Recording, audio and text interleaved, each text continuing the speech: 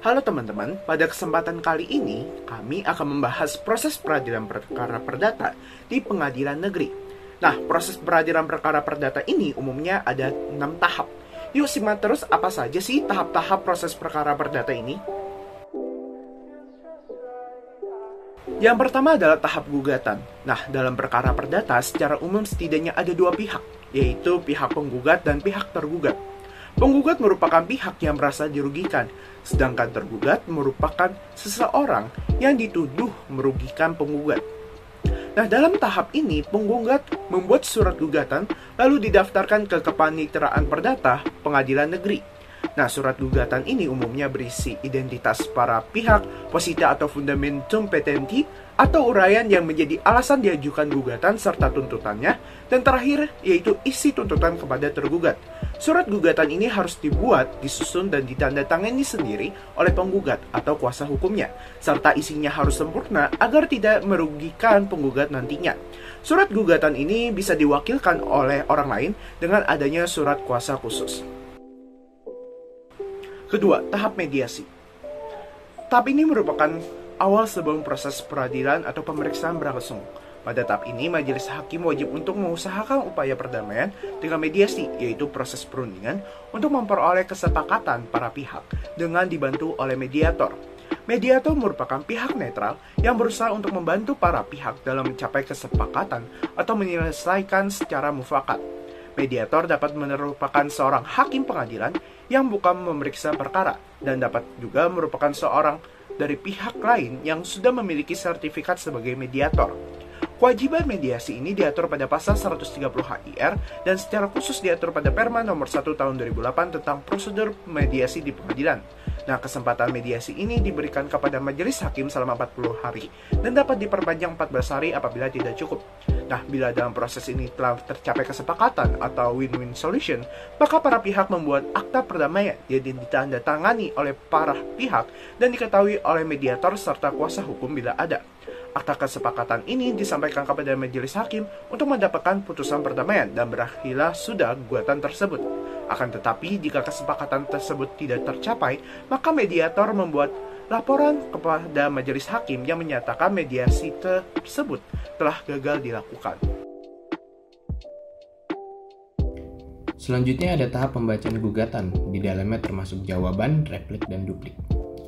Jadi, apabila mediasi dinyatakan gagal, maka pemeriksaan perkara akan dilanjutkan ke tahap kedua, yaitu pembacaan surat gugatan.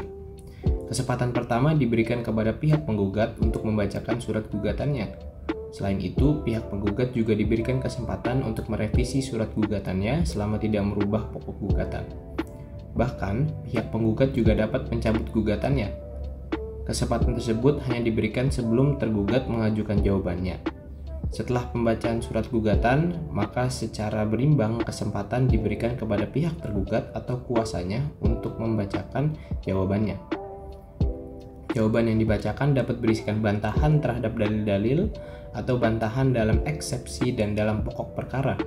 Bahkan tergugat dapat menggugat balik pihak penggugat dalam perkara tersebut atau disebut dengan rekonvensi. Acara jawab-menjawab berlanjut sampai dengan replik yang merupakan penegasan dalil-dalil penggugat setelah adanya jawaban dari tergugat, dan duplik penegasan dari bantahan atau jawaban tergugat setelah adanya replik dari penggugat. Apabila dalam pemeriksaan ini terdapat eksepsi, maka sesuai pasal 136 HIR atau pasal 162 RBG Majelis Hakim akan menjatuhkan putusan sela terhadap eksepsi tersebut.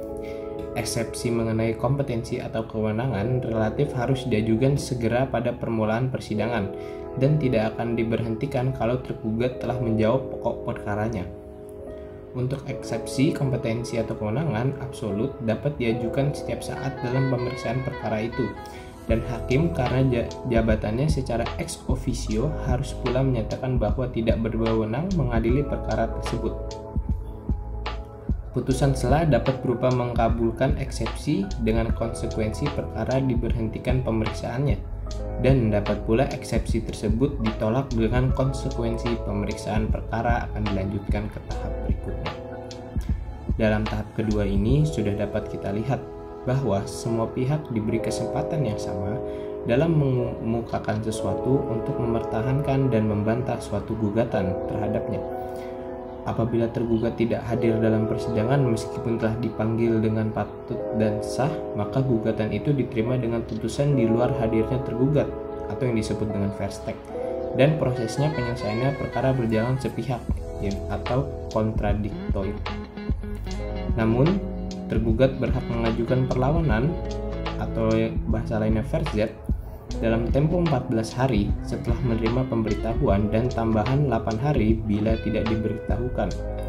Hanya saja bila tergugat telah dijatuhkan putusan verstek kedua kalinya, maka perlawanan selanjutnya tidak dapat dilakukan. Lalu yang keempat ada tahap pembuktian. Tahap pembuktian merupakan tahap penting untuk membuktikan dalil penggugat atau bantahan tergugat dalam proses pemeriksaan perkara. Dari alat-alat bukti, majelis hakim berusaha untuk memahami peristiwa hukum yang terjadi antara penggugat dengan tergugat sehingga terjadi perkara. Dari peristiwa hukum yang terbukti tersebut dapat dijadikan sebagai pertimbangan hukum dan memutuskan siapa yang menang dan kalah dalam perkara tersebut. Alat bukti hukum acara perdata sudah diatur dalam pasal 164 HIR atau pasal 284 RPG, yaitu yang A. Surat, B. Saksi, C. Persangkaan, D. Pengakuan, dan E. Sumpah. Lalu yang kelima, ada tahap kesimpulan. Tahap ini sebenarnya tidak diatur dalam HIR maupun dalam RPG, dan hanya dijadikan opsi tambahan bila perlu. Sebenarnya, alasan pengajuan kesimpulan sebagai bentuk analisa kuasa hukum dan dalil gugatannya atau dalil jawabannya melalui pembuktian yang didapatkan selama persidangan, serta menjadi pertimbangan bagi hakim dalam melakukan putusan. Lalu yang keenam, ada tahap putusan. Setiap putusan pengadilan haruslah mempunyai kepala pada bagian atas putusan yang berbunyi demi keadilan berdasarkan ketuhanan yang Maha Esa. Selanjutnya, di dalam putusan perkara perdata memuat pertimbangan. Pertimbangan ini dibagi menjadi dua, yaitu pertimbangan tentang duduknya perkara yang memuat isi surat gugatan dan jawaban antar pihak, dan alat-alat bukti yang diperiksa di persidangan, serta pertimbangan tentang hukumnya yang berisi dalil-dalil gugatan. Setelah melakukan hal tersebut, lalu akan dirumuskan pokok perkara berdasarkan bantahan tergugat. Pokok perkara akan dianalisis melalui bukti-bukti yang diajukan oleh para pihak. Setelah itu, hakim baru memutuskan perkara tersebut. Putusan perkara perdata dapat dibagi menjadi tiga, yaitu gugatan dikabulkan, gugatan ditolak, dan gugatan diterima sebagian karena tidak memenuhi formalitas suatu gugatan. Setelah putusan diucapkan oleh hakim, maka kepada para pihak diberitahukan akan haknya untuk mengajukan upaya banding hukum jika tidak menerima putusan tersebut.